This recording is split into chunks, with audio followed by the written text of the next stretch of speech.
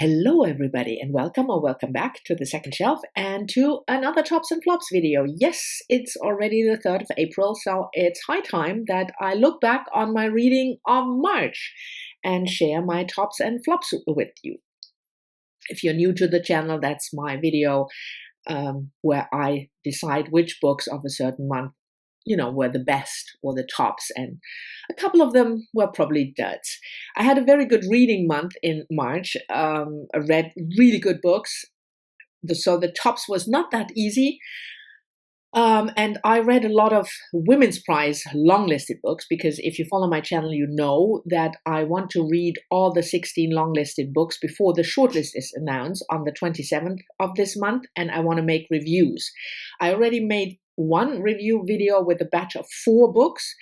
I've read now 13, so that means 3 more books for me to read, but I will start filming those batches of long-listed books for the Women's Prize separately. So even though there might be books in this video that I haven't reviewed yet in a separate Women's Prize longlist video, it will come, because some people are just interested in, having all those long-listed books together.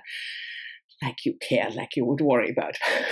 Anyway, tops and flops. And as always, we start with the tops. And as always, within the tops, we start with the book that I thought about the most. And that was a book of translated fiction.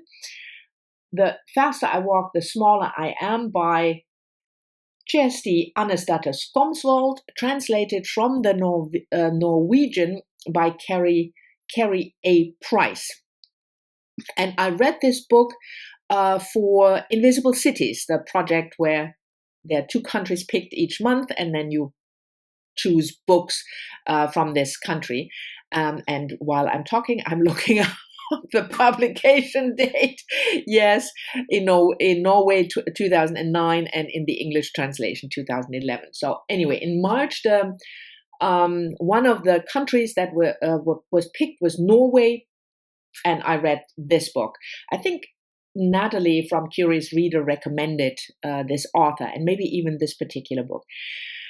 So this is about Mathia, an old woman who is reflecting back on her life and on her current state. It's about her marriage. She reflects on her marriage. She talks with her husband. I'm a bit vague, because I don't want to spoil a couple of the moments that you probably will have in the book, like I did. But that's basically the gist of it. And it's a tiny little book, under 200 pages. And it just struck me, first of all, because there are not that many books focusing on older female protagonists.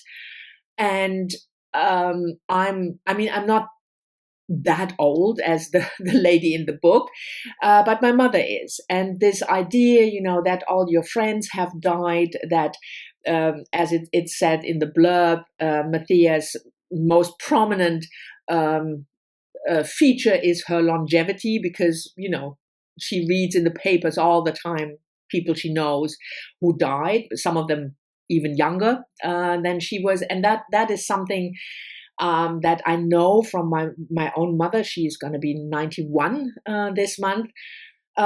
Living alone, what does it mean? This woman is not in her 90s, and she's physically very fit, but still it struck me on a personal level. And I think that's why this was the book that I thought about the most. But I can certainly recommend it. It's not a cheerful story. There is humor, but it's quite sad. This old woman, very, lonely in the world in a way.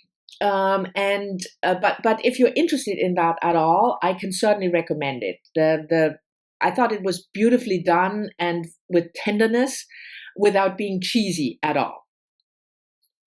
Then next in the tops is always the book that surprised me the most. And this is one of the Women's Prize longlisted books by Trinidadian author Lisa Allen Agostini, The Bread the Devil Need, published in 2021.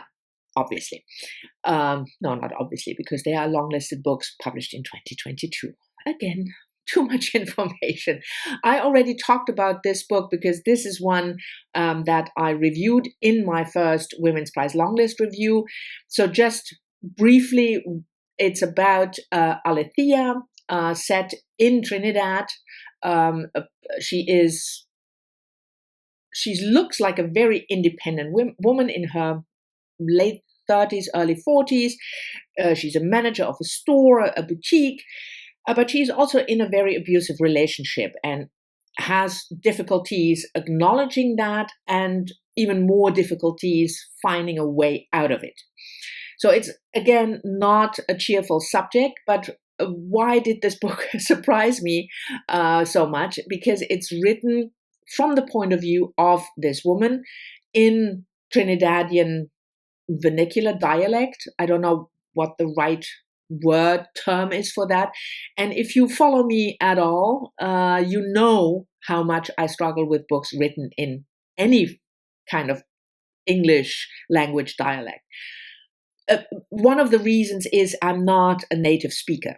So I always have difficulty when I read, Irish dialect, Scottish dialect, whatever you have, because I just don't understand the words. I don't know how it sounds, and I don't like it. But this one surprised me because I really loved it. It's maybe not as difficult because the Trinidadian comes across mostly in the grammar, in the sentence structure, and not so much in different words or in abbreviations that are unfamiliar to me. But I didn't get tired of it. That's another thing, that I often get tired of a book that is written in a dialect. I didn't. I thought it worked really well. It enhanced Alethea's voice, her presence in the story. So yes, there are other reasons why I really thought this was a good book. I think I gave it 4 stars or 4.5 stars, and it ranks quite high so far in my Women's Prize list. But the surprise came from the dialect, because when I realized it's written in dialect, I read that somewhere, and then I thought, oh my God, that's probably not gonna work for me. But it did. So there you go. And never stop trying stuff, because sometimes it might surprise you and it might work. The last book in the tops, as always, is the best nonfiction book. And that was also not that easy, because I read quite some nonfiction, quite a batch, and all of them were good. But in the end, I picked Spineless, The Science. Can you see that? The Science of Jellyfish and the Art of Growing a Backbone by Julie Burbold. And that was the March pick for the Book Naturalist Book Club. That book club run by Heidi from My Reading Life and Doris from All the Books, where they encourage us to read more books about nature, mostly nonfiction. And they pick either an author or a book each month. And this was one of the 2 picks for March. And again, I have to look up a publication date, 2017. Now, this is first of all, why did I pick this book? I had no knowledge whatsoever about jellyfish, other than how they look and that they can sting you. And the fascination with this author, with jellyfish, she studied ocean sciences, and then she got derailed from her career because she moved to Austin with her husband, and she started writing science textbooks. But then she sort of started her career by becoming a science journalist and investigating jellyfish. But I thought it's just fascinating, the stuff that I learned about these creatures that I had no idea. And yeah, that's why I picked this book, because it was such a fascination for me to learn more about jellyfish. I will say this is part an investigation of jellyfish. So what Julie Burbold does is she talks with all kinds of scientists who are researching various aspects of jellyfish, whether it's their anatomy or how they live, or whether it's their influence on human fishing, for instance, or something like that. So all over the world, she talks to these people, and that's the biggest part of the book, the biggest portion, I would say 80%. But there is also a memoir portion of the book, when she talks about, like I said, her study, when she studied ocean sciences and how she got into that, what it means for a woman to work in science, or back then when she started. So it's in the 1990s, I would say. Also, her struggle with combining her personal life with her strive to work in science, especially after she moved to Austin, because there's, one of the words that comes in this book, in the memoir part a lot, is landlocked. There is no jellyfish anywhere near in Austin, Texas.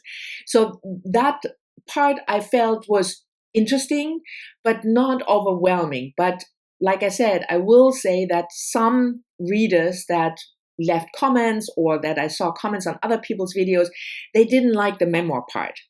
So if you are not into this combination of a memoir and a science writing or nature writing, I don't know whether you will like this book. So maybe give it a try, download a sample from Kindle, and then see whether the memoir part bothers you. It didn't bother me at all. I thought it was interesting. And like I said, it was only about 20%. So it was not like me at all. And most of it was really about the jellyfish. Yeah, I definitely loved it. And Julie Bolt has a new book already out or coming out about also something related to the ocean. I certainly will check that out. So these are my 3 tops, and now you're all waiting for on to the flops. So the 2 flops are both books longlisted for the Women's Prize, and the first one, which was, a dud. It was a dud. It was not, it didn't irk me that much. A little bit, it irked me a little bit, but it was mainly a dud. And I talked about this book already in my first batch of reviews that I made for the longlisted books, and it's Charlotte Mendelssohn's The Exhibitionist, published in 2021. Charlotte Mendelssohn is an English author, British author, based in London, and she has published books before. I heard of her, but somehow the books never really grabbed my attention. But that doesn't necessarily mean anything. And The Exhibitionist had, for me, a really interesting premise, because it was about art also. You have a family setup. Ray, the patriarch, is gathering his family, 3 children and son-in-law and friends, because he has a big opening, an exhibition, hence The Exhibitionist. And it's the first one in a decade, or in over a decade. And Ray is not that young anymore. The children are grown, they're in their 30s. And so the family, the setup is this family gathering. And I'm interested in books about art. I like that when art is a subject of a book. But my main issue with this one, why it was a dud, is that it had for me this very strong feeling, seen it, done that, been there. So Ray is your typical sexist, misogynistic narcissist. You have the wife who is just supportive and caring, even though everybody knows she's the better artist. She's an artist as well, and the better one. You have the eldest daughter, Leah, whose sole purpose in life is to support her father. You have the son, who can't really get free of the family. You have the youngest daughter, who struggles with a relationship where her boyfriend or husband is kind of like her father, so she married her father in a way. That doesn't necessarily mean a bad book, because the fact that you've seen it before or read it before happens a lot. I mean, we can only invent so much. So it's not that if you have a book about a divorce and you've read 10 other books about divorces, that this new book is necessarily bad. But the people need to be individuals. They need to feel alive and not just placeholders, holding a cardboard saying, I'm the sexist, narcissist patriarch, and his wife, I am the supportive wife. That is just boring, and it doesn't work, and it's bad writing or bad structuring or what have you. So that's why the book for me was an absolute dud. There you go. And then the second one in the flops was a book that I was also really looking forward to because of the author. It's Charlotte Gidgey's book, Remote Sympathy, also published in 2021. And Charlotte Gidgey is one of the 2 New Zealand authors who has a book on the long list. And that's interesting to me, fascinating, because I don't get that many New Zealand authors. So I was looking forward to that when I saw it, but then I saw the premise and I thought, I don't know. So the premise is it's a concentration camp / Holocaust setup. It's in the 1940s, 1943 when the book opens, so during World War II already. Starts in Munich with a German family, a high-ranking SS officer and his wife and a young child. He works in Dachau in the concentration camp, but when the book opens, they are about to move to Buchenwald. And Buchenwald was the biggest concentration camp in Germany. And it was not, just in case you don't know, it was not, it didn't have any gas chambers it didn't have any gas chambers. It was just a labor camp, which of course means that people were treated horribly anyway and killed and starved. And so they move there they live in a villa, and then you have a Jewish protagonist who is a doctor and a scientist. He invented a machine with electrical current, and he believed that might cure cancer, based on the science of a real existing scientist, by the way. And then you have the chorus, because Buchenwald is close to Weimar. You have the people of Weimar as a chorus in the book. I'm always new books about Holocaust, especially when it's about the concentration camps, I'm always looking at them with trepidation, because it's a very difficult subject, and there are plenty of books who did an outstanding job. Novels, not nonfiction, but novels talking about those horrible events. So if you write a book about Buchenwald in 2022 or 2021, I feel that you really need to bring something to the conversation, and that this book for me didn't, because again, it was very stereotypical. The book is told from the perspective of these 3 main protagonists, so the SS officer, his wife, and the Jewish doctor, and they, especially the SS officer and his wife, were really stereotypical. She didn't know anything. He didn't think anything was wrong.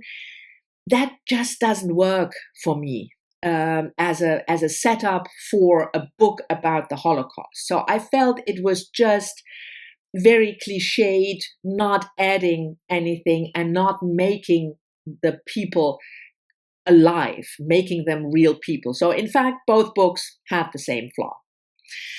Anyway, these were my tops and flops of the month of March. Thank you very much for watching. I hope you've enjoyed it. As always, I'm looking forward to your comments very much, and I'll see you all soon in the next one.